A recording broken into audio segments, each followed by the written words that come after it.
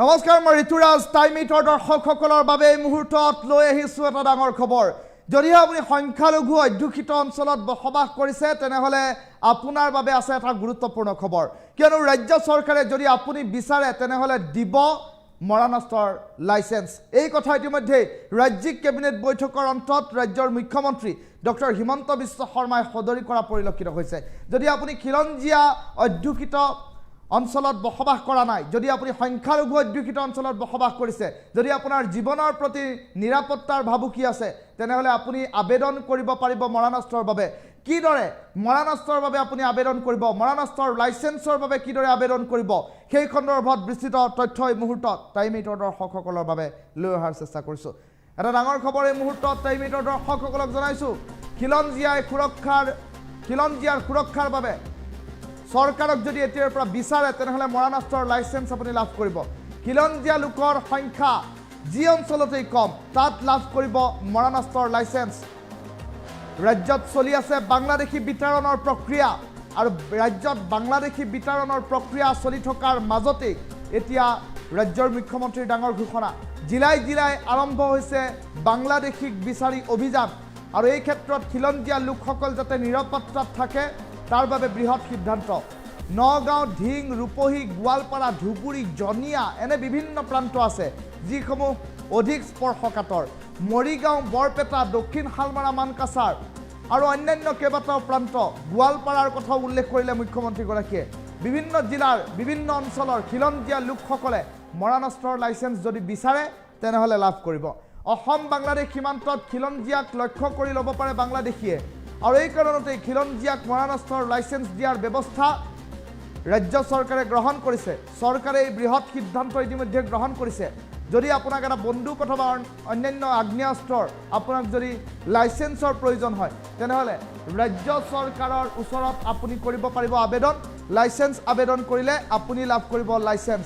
এই কথা ৰাজ্যৰ মুখ্যমন্ত্ৰী ডক্টৰ হিমন্ত বিশ্ব শৰ্মাই উল্লেখ কৰিছে।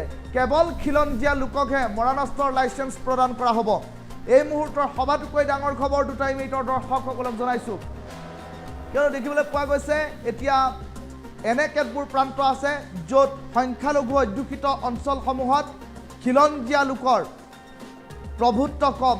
তেনে অঞ্চলসমূহত বহু সময়ত দাবী উত্থাপন কৰি থাকে খিলঞ্জীয়া লোকসকলে যে তেওঁলোকৰ জীৱনৰ নিৰাপত্তাৰ প্ৰতি ভাবুকি আছে। জীৱনৰ নিৰাপত্তাৰ প্ৰতি ভাবুকি থকা সেইসকল খিলঞ্জীয়া লোকে যদি ইচ্ছা কৰে, যদি তেওঁলোকৰ প্ৰয়োজন হয় তেনেহলে মৰাণস্তৰ বাবে তেওঁলোকে লাইসেন্সৰ আবেদন কৰিব পাৰিব। আৰু এই কথা ৰাজ্যৰ মুখ্যমন্ত্ৰীগৰাকীয়ে কালিৰ দিনটোত ৰাজ্যিক কেবিনেটৰ বৈঠকৰ অন্তত সিদ্ধান্ত গ্ৰহণ কৰি সাংবাদিক মেলত এই কথা সুস্পষ্টকৈ উল্লেখ কৰিছে। ৰাজ্যৰ মুখ্যমন্ত্ৰী ডক্টৰ হিমন্ত বিশ্ব শৰ্মাই এই সন্দৰ্ভত কৰা মন্তব্যটো প্ৰথমে দেখুৱাই লৈছোঁ আৰু এই মন্তব্যৰ পাছতেই টাইমিটৰ দৰ্শকসকলৰ বাবে সবিস্তাৰে লৈ আহিম এই লাইসেন্স কিদৰে এপ্লাই কৰিব লাগে, এই লাইসেন্স কিদৰে আবেদন কৰিব লাগে। প্ৰথমে মন্তব্যটো শুনাই লৈছোঁ। কেবিনেটে অত্যন্ত গুৰুত্বপূৰ্ণ আৰু এটা সংবেদনশীল সিদ্ধান্ত লৈছে। সেইটো আপোনালোকে জানে যে আমাৰ ধুবুৰী, নগাঁও, মৰিগাঁও, বৰপেটা, চাউথ শালমাৰা, গোৱালপাৰা আদি বিভিন্ন জিলাত আমাৰ খিলঞ্জীয়া লোকসকলে, তাত যিহেতু আমি সংখ্যালঘিষ্ঠ, খিলঞ্জীয়া লোকসকলে যথেষ্ট নিৰাপত্তাৰ প্ৰশ্নত তেওঁলোকে সদায় সন্মুখীন হৈ থাকিব লাগে। বিশেষকৈ বাংলাদেশৰ হোৱা ঘটনাৱলীৰ পৰিপ্ৰেক্ষিতত তেওঁলোকে বাংলাদেশৰ ফালৰ পৰাও আক্ৰমণৰ বলি হ'ব পাৰে আৰু নিজৰ গাঁওখনতো আক্ৰমণৰ বলি হ'ব পাৰে।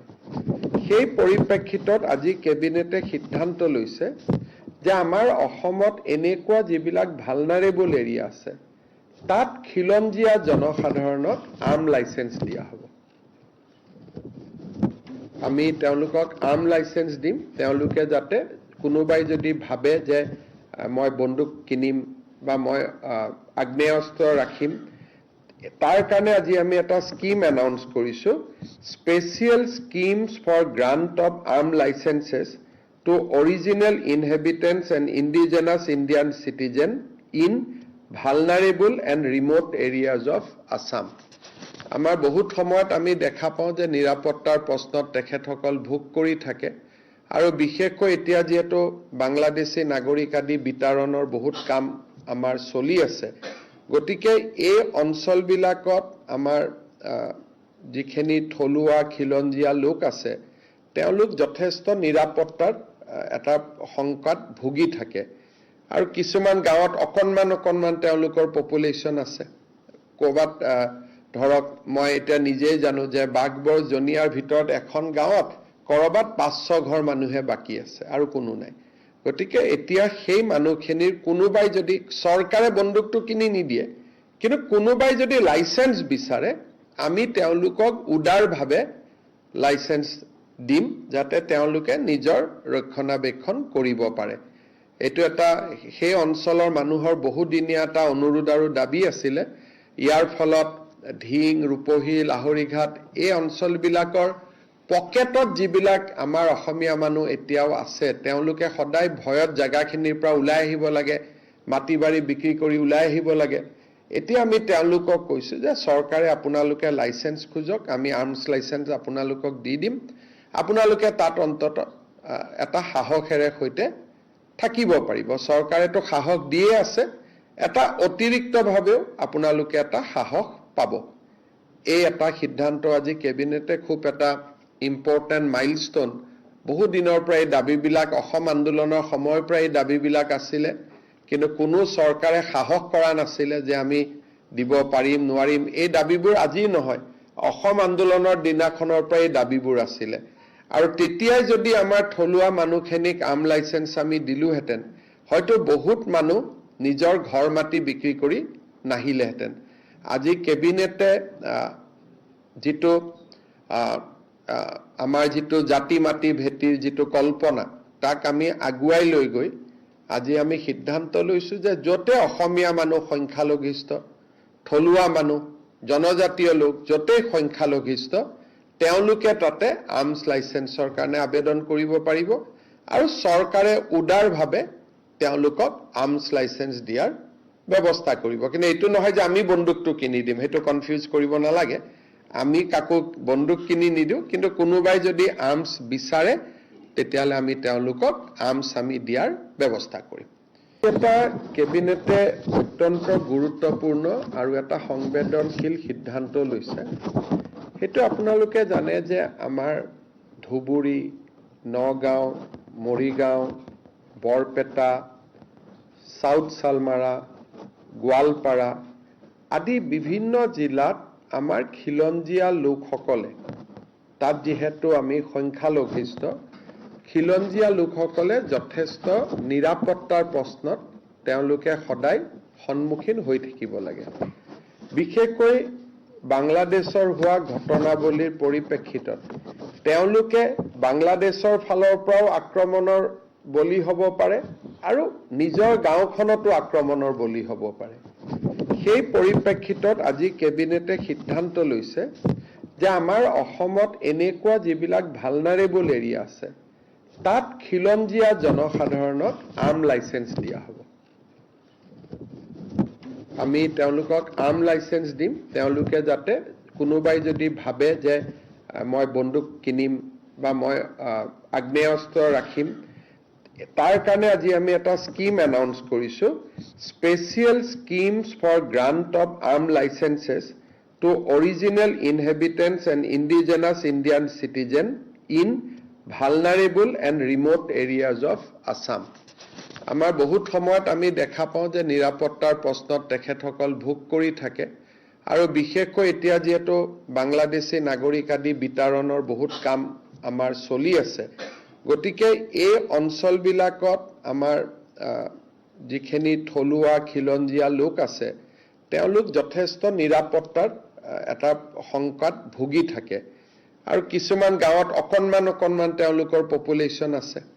ক'ৰবাত ধৰক মই এতিয়া নিজেই জানো যে বাঘবৰ জনিয়াৰ ভিতৰত এখন গাঁৱত কৰবাত 500 ঘৰ মানুহে বাকী আছে আৰু কোনো নাই।